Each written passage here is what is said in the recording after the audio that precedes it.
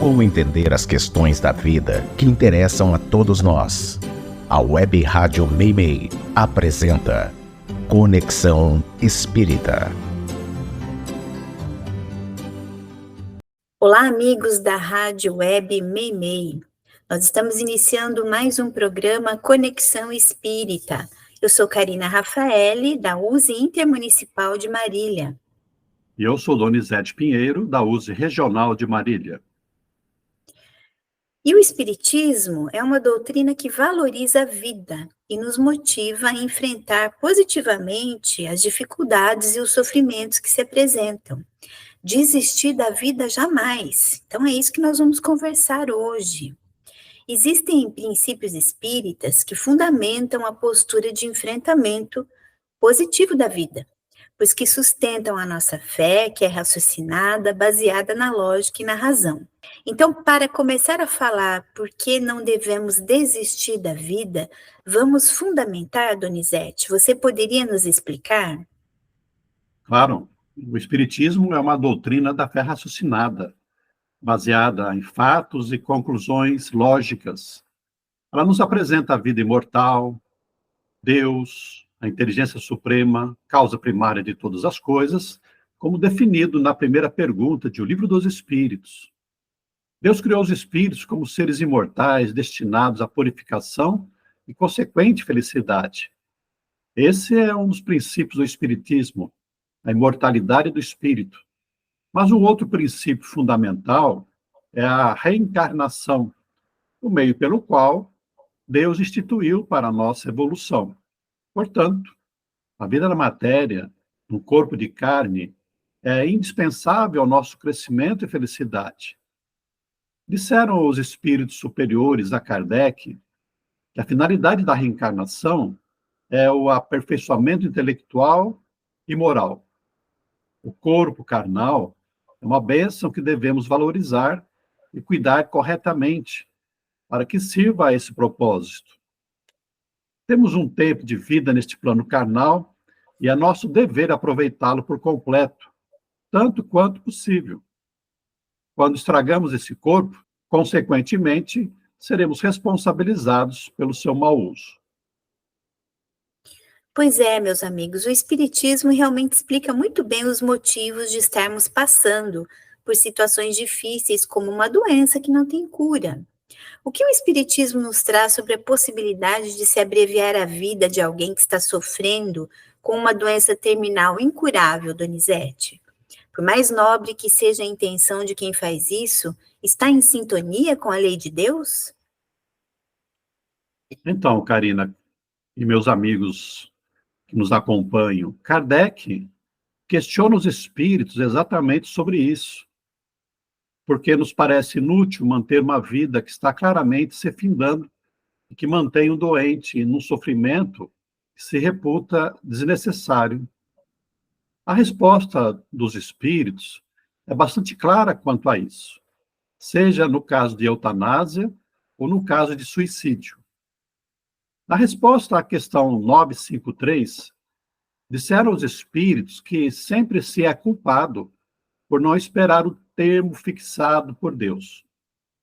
Mais especificamente sobre a eutanásia, Kardec nos apresenta uma mensagem do espírito de São Luís, na qual diz que ninguém pode julgar os desígnios do Senhor e que ninguém pode dizer que chegou a hora de alguém, que às vezes a cura, no último momento, pode ser o expediente divino para trazer o doente a reflexões sobre sua vida.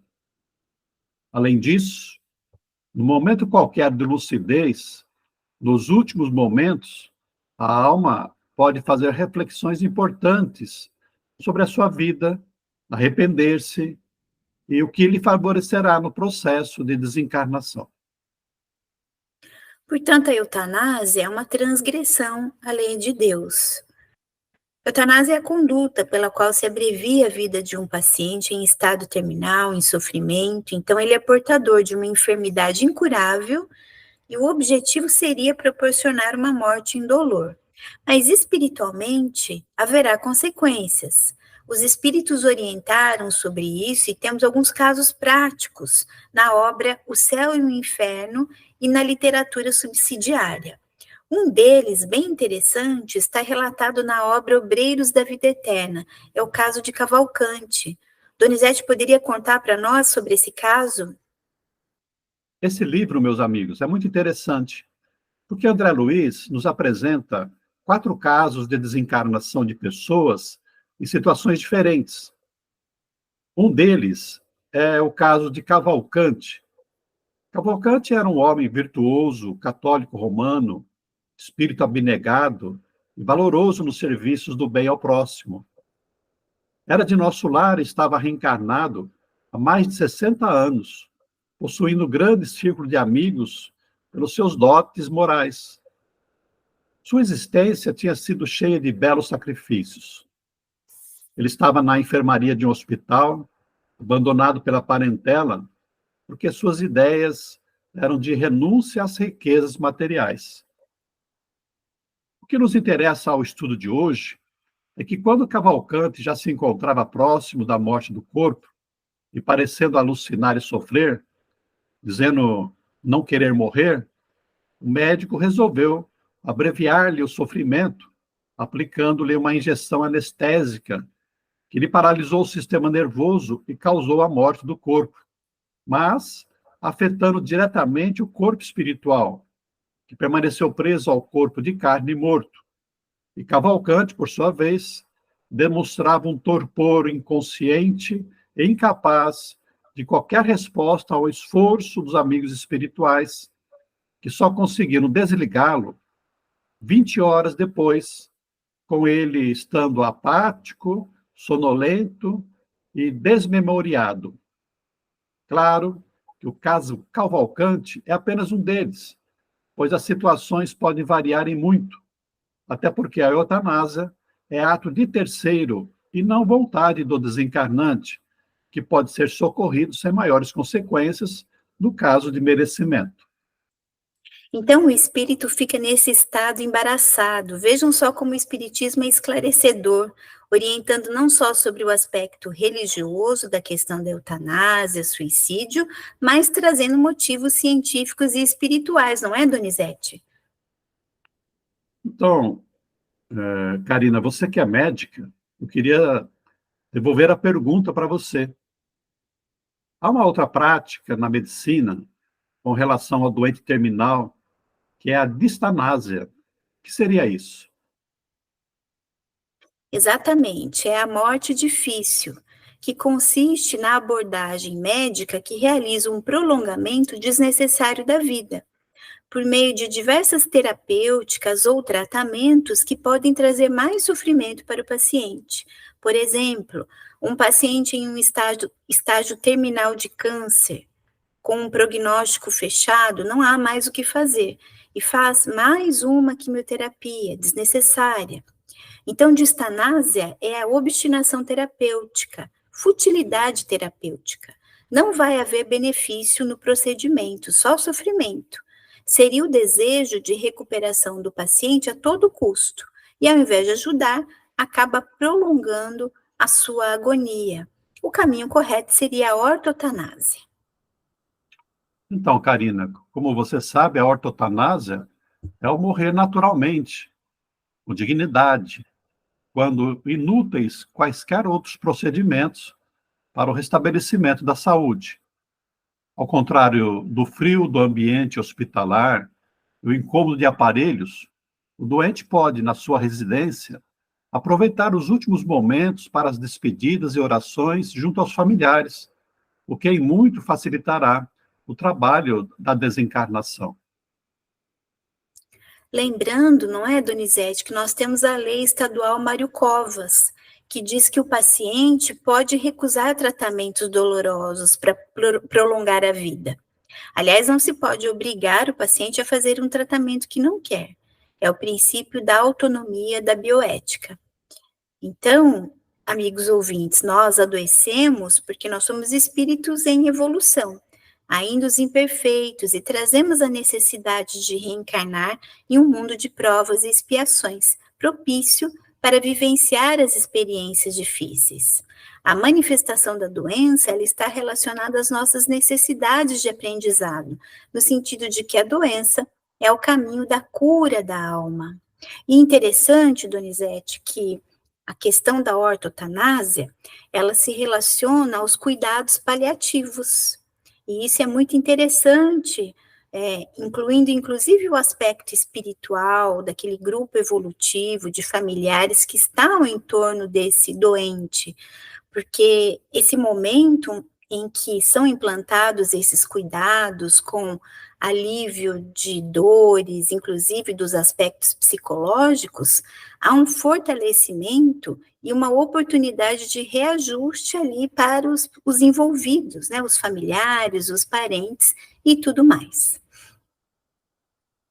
Então, e você sabe que você falando aí sobre essa situação, eu me lembrei de um documentário da BBC, aquela rede da Inglaterra, em que um homem que estava terminal de câncer e não tinha mais nenhum tratamento que pudesse curá-lo, foi realizada a ortotanásia com ele. E então, ele não quis mais nenhum tratamento, porque não ia dar resultado, e ele aceitou que a BBC filmasse os últimos 6 meses da vida dele. E o pessoal da BBC foi na sua casa, acompanhou esses 6 meses, ali ele com a família toda, inclusive ele e a mulher fizeram um pequeno jardim no fundo, no quintal da sua casa, onde ele queria que as cinzas do corpo dele fossem colocadas. E o que eu me recordo bastante é que quando ele morreu, quando ele desencarnou, ele estava na sala da família, da casa, deitado no colo da mulher, e ali foi tudo filmado mesmo, e ele teve o seu, podemos dizer, o último suspiro ali junto à família. Eu achei muito emocionante, né?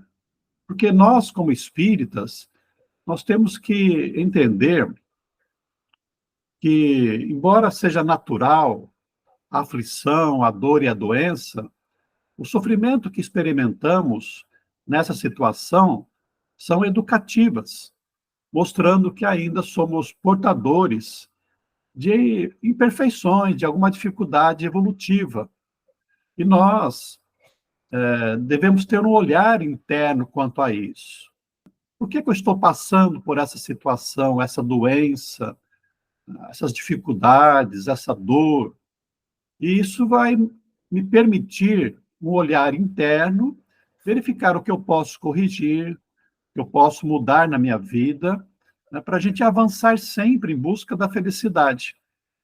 Por mais difícil que possa parecer, nós devemos ter um pensamento de gratidão, de aceitação, procurando sempre um tratamento adequado, mas nos fortalecendo na fé e na resignação, quando nada mais for possível, e é chegado o momento de nós retornarmos ao mundo espiritual.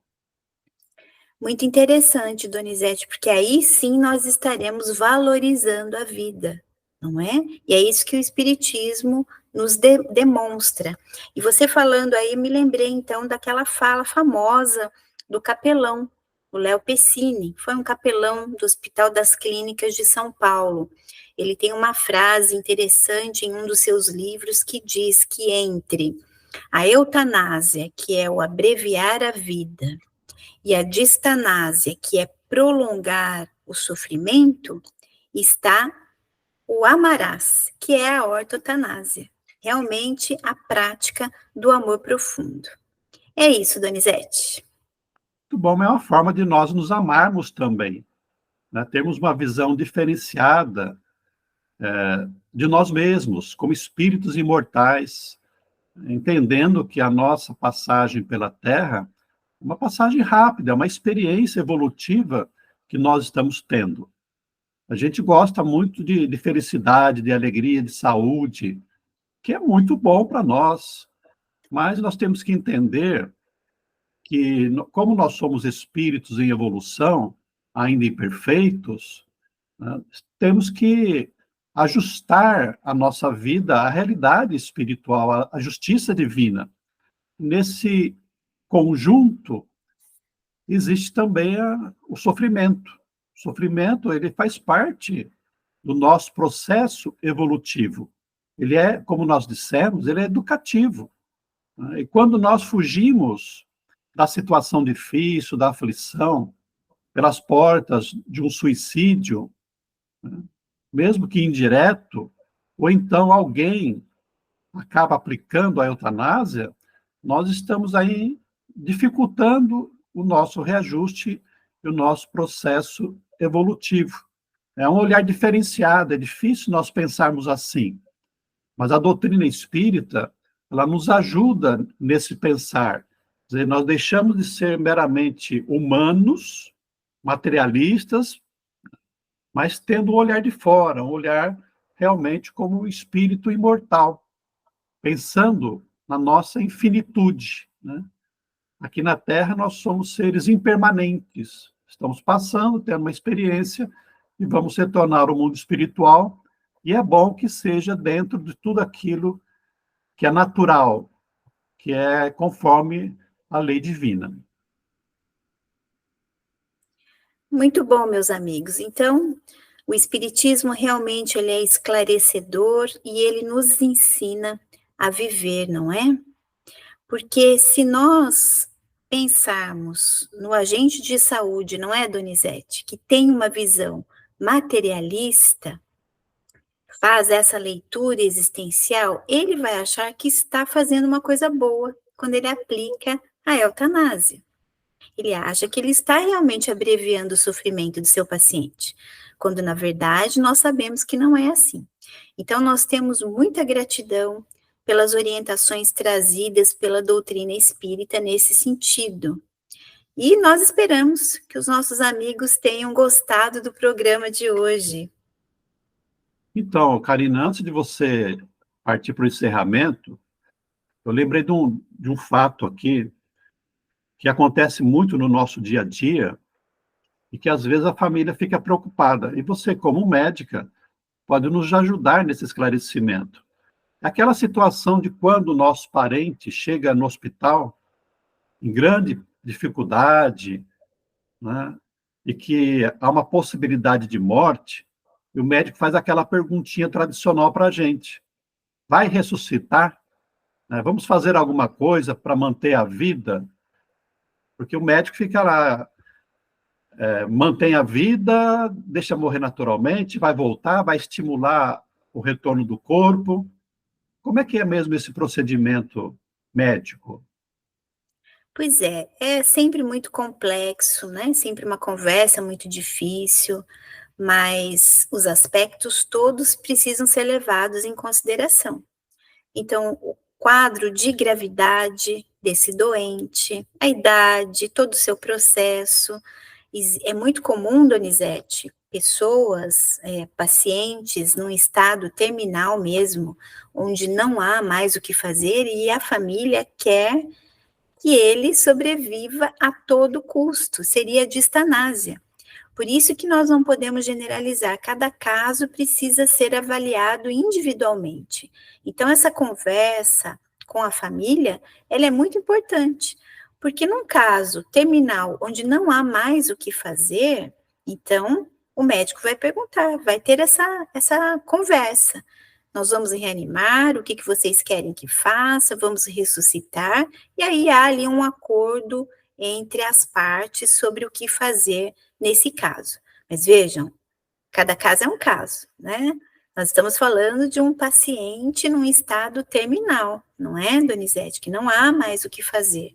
Então, isso é muito importante. E nós devemos estar preparados, porque nós todos podemos passar por isso, né?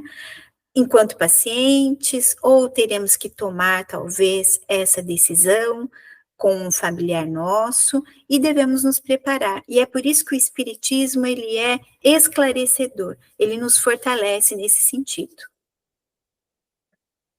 Como você disse, é uma situação bastante complexa, difícil mesmo.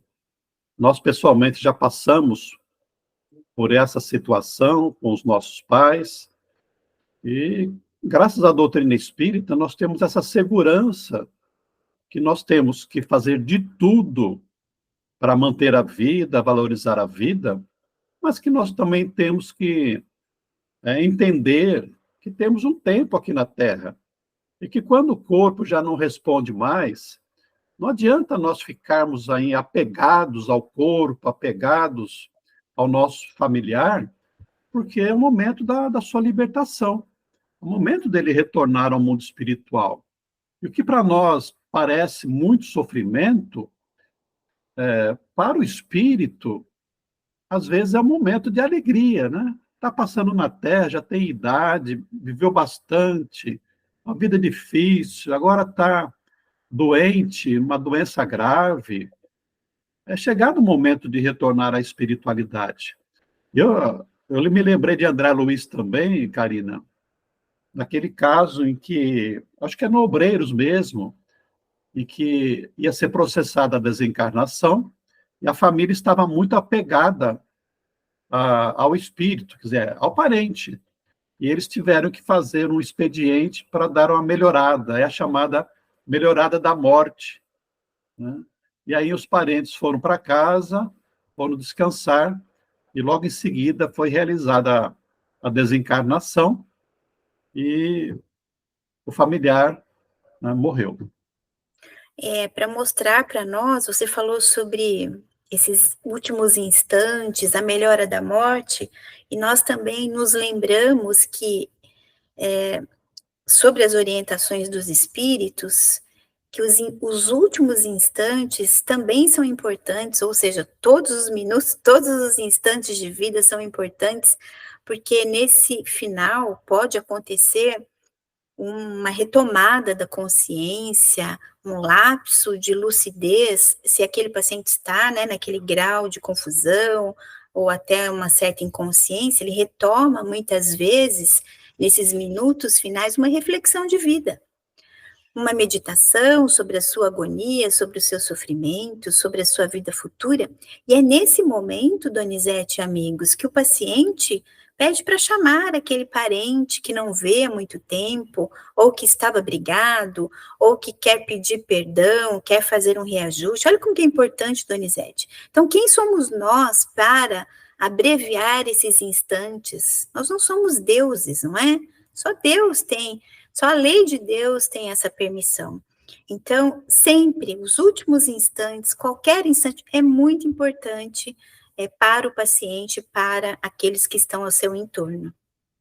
O que você falou é importante mesmo, né? Porque o seu espírito, quer dizer, se a pessoa está ali, né, e tem uma lucidez, algumas horas de vida, e ele quer se desculpar com o parente, pedir perdão, né, é muito importante, porque ele vai chegar no mundo espiritual com outro estado de paz interior, de consciência, porque ele teve essa oportunidade de um entendimento. Pode ser uma filha, pode ser uma mãe, um pai, que são coisas importantes, alguém que não vê há muito tempo, né? Porque se o espírito desencarna, se a pessoa desencarna nessas condições, como é que ele vai pedir desculpas para o parente, para a pessoa com quem viveu num conflito? Não dá, né? Vai numa reunião mediúnica, vai num sonho, as dificuldades serão muito maiores. Então, como você disse, né, são minutos que às vezes vão representar para o espírito uma fase de consciência tranquila muito importante. Onde há uma mudança de sintonia mental, muitas vezes. Isso, ele acaba sendo beneficiado, inclusive no seu processo de desencarne ali com a equipe espiritual, não é? E uma outra questão, Donizete, que sempre perguntam para nós, é como fica, qual seria o estado do espírito que passa pelo processo de distanásia ou eutanásia, não é? Então, como seria isso? O que acontece com o espírito? Então, para nós pensarmos um pouco sobre essa questão, nós temos que entender, não é, Donizete, que a lei de Deus é perfeita. Nós não vamos passar por situações que não sejam da nossa necessidade, mesmo que não esteja muito de acordo com a justiça de Deus, né? Porque alguém está fazendo ali a eutanásia, alguém está aplicando a distanásia. Mas e aí? O espírito passou por isso à toa, Donizete? Em absoluto. Nós sabemos que, de verdade, não há vítimas. Todas as vezes que nós passamos por um sofrimento, por uma experiência difícil provocada por alguém, é que nós precisávamos daquela experiência, daquela dor, aquela situação aflitiva.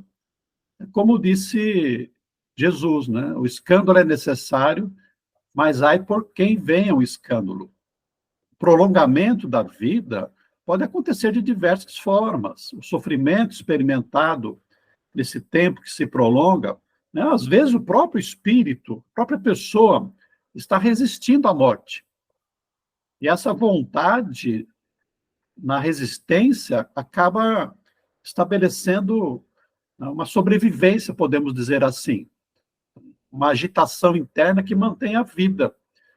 Mas isso é uma forma, né, de sofrer, ele está prolongando o próprio sofrimento, quando devia naturalmente aceitar a desencarnação e não impedir que a espiritualidade o ajudasse nessa desencarnação. Mas se alguém estranho, né, um terceiro, como um médico, como um familiar, se posta na condição de executor aí de uma medida, então quem age assim está na condição de um homicida, embora tenha toda uma boa intenção, mas é uma intenção marcada pelo materialismo, né, o desconhecimento da vida imortal. Mas isso vai gerar uma situação que o espírito, a pessoa que está ali morrendo, né, precisava daquela experiência por um outro motivo que às vezes nós desconhecemos, mas que a espiritualidade, que Deus sabe o motivo. Muito bom, excelente. Nós esperamos que os nossos amigos ouvintes tenham gostado desse programa. Um grande abraço a todos e até a próxima. Obrigado, amigos, pela companhia. Até um próximo momento.